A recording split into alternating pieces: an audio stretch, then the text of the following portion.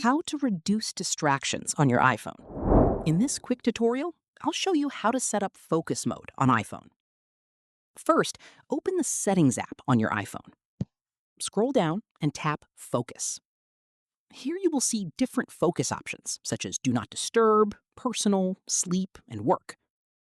To create a new focus, tap the plus sign in the top right corner.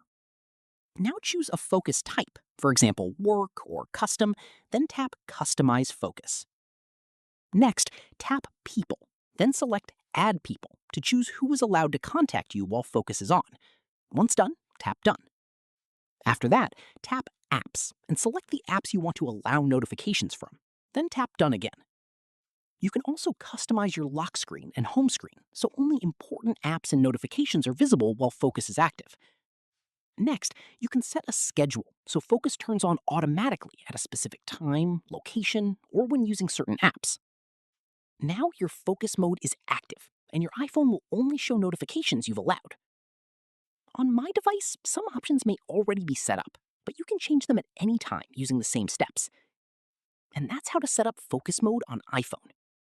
If this tutorial helped, don't forget to like and subscribe for more iPhone tips and tricks.